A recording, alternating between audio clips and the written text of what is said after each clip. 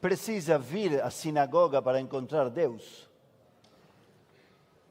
Não se trata de que Deus está em todo lado.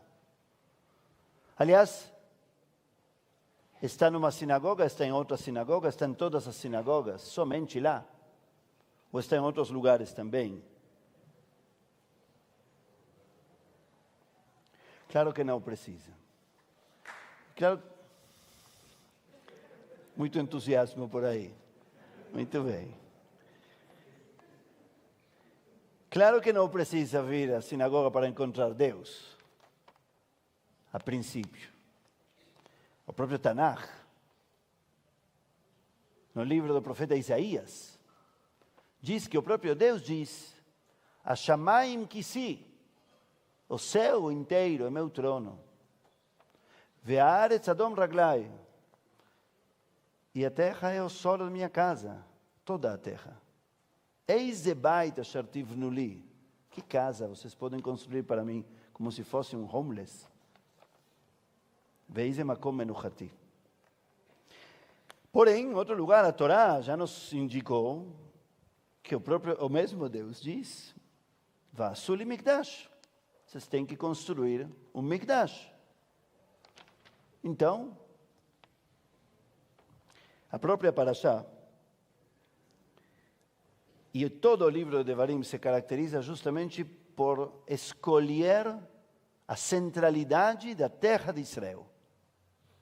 O tempo todo, o livro de Devarim como um todo, e esta Parashá em particular, enfatizam uma expressão recorrente que diz Bamakom asher ivchar, no lugar que vou escolher. Não pode ser qualquer lugar, tem que ser só esse lugar. A esse lugar deviam peregrinar. Nesse lugar deviam fazer o culto. Antes de tudo isso, deviam destruir os lugares da idolatria. A palavra lugar volta uma e outra vez. Tanto é que no Talmud, Deus se chama lugar, Makom. Certo? Nós dizemos as mitzvot que unem o ser humano com outro ser humano, Ben Adam Lachavero, ou as mitzvot que unem Ben Adam Lamakom. Quem é Makom? O local? Não, Deus. Deus se chama local. Estranho. Abraham Yoshua Heschel, o grande mestre de todos os rabinos liberais, escreveu um livro maravilhoso. Quem não leu ele ainda, leia. Foi traduzido ao português 2 vezes, em versões diferentes, chama Shabbat. E ele faz lá uma apologia da importância do tempo, diferente do espaço, do local, do lugar. Como se o local fosse tudo o que não é bom. O local é material, o local é limitado, o local são objetos. O espaço é infinito, é espiritualidade, é o divino. Bom, mas a Torá diz que Deus diz que temos que construir um local. Escolhe Deus um local. Só no local acontecem as coisas. Tem que tirar do local o que atrapalha o local. E o Talmud depois chama Deus local. Estranho, estranho mesmo. Aí é quando nascem essas ideias contrárias às religiões, que dizem é por culpa dessa santificação dos locais que as pessoas acabam se matando por locais. Essa terra é minha e é mais sagrada que a sua, e por isso vou te matar, ou vou te expulsar, ou vou te obrigar a fazer nesse lugar somente o que eu digo.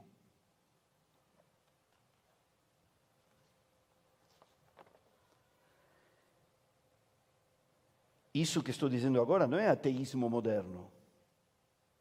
Isso já denunciaram nossos antepassados, os talmudistas no Midrash. Os sábios se perguntam, por que brigaram Caim e Abel? Que Caim acabou matando Abel? Ninguém sabe. Tem um Midrash lá.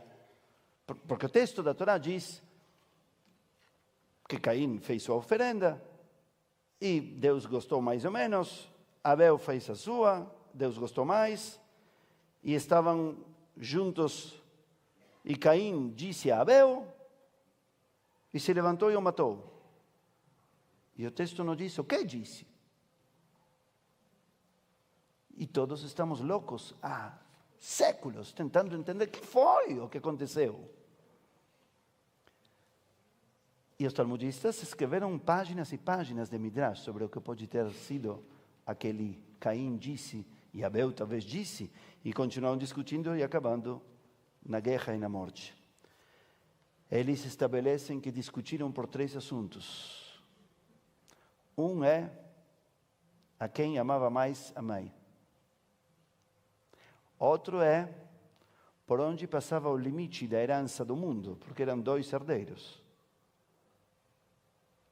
E o terceiro é em qual das 2 partes ia se construir o Beit HaMikdash. Ou seja, as discussões eram por amor, por território e por religião.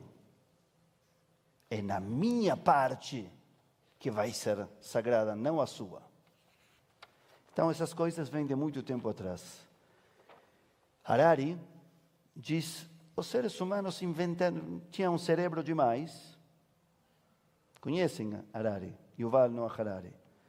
No livro maravilhoso, Sapiens, ele diz, tudo é resultado de que nós tínhamos um pouco mais de cérebro. Escorregou o espanhol. E por isso começamos a inventar coisas. Inventamos deuses, inventamos religiões. Não havia, não existe tudo isso. Porém, Harari é um historiador e vive de tudo que nós inventamos, teoricamente. Neurocientistas, alguns dizem, não necessariamente a gente inventou, talvez a gente tenha a capacidade de captar outras verdades e realizá-las. De um modo ou outro, é verdade que essa santificação, essa consagração, essa sacralização das coisas levou a guerras, levou à passividade também, como Deus é tudo, eu não tenho que fazer nada, ou tudo talvez é arbitrário, e os deuses vão decidir. Mas também,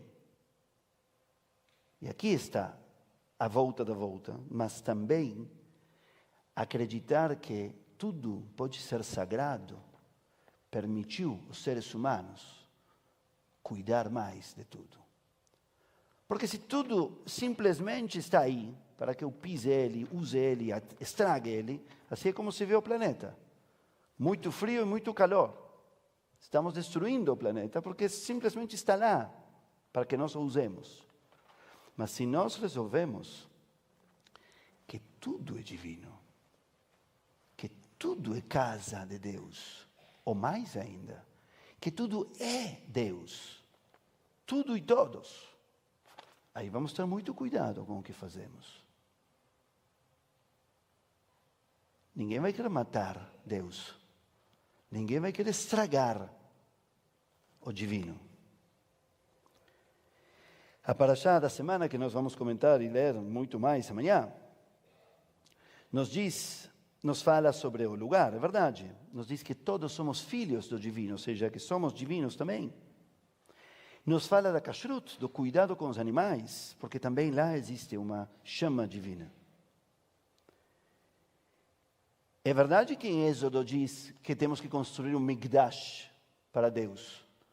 Mas a frase continua, eu não contei a vocês, a frase continua dizendo, Veshachanti betocham, façam para mim um Mikdash para que eu possa habitar em vocês.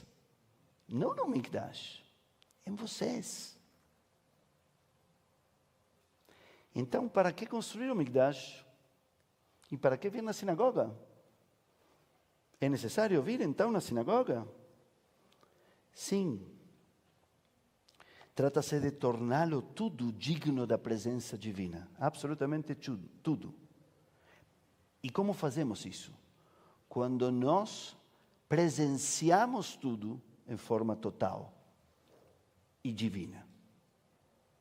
Quando nós tornamos único e especial cada lugar, cada momento e cada pessoa.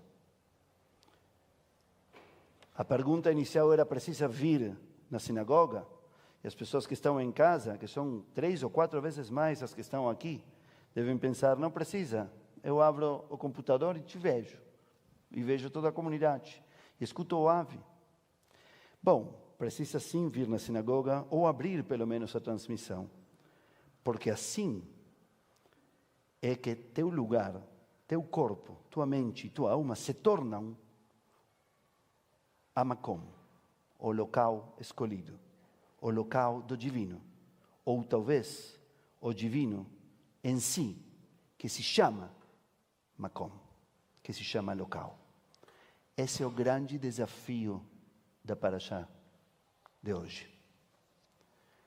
Tornar tudo sagrado, o suficiente para que seja especial, para que você cuide especialmente disso, para que tenha sentido especialmente e para que alguém continue a cuidá-lo depois de que você tiver que ir embora. Isso é o que fazem os voluntários de alguma forma. Quando deixam os deveres e dedicam seu tempo livre a dar algo para os demais, a cuidar de algo que receberam, a entregá-lo melhor para os que virão depois. Assim é como vocês tornam especial este lugar e se tornam especiais.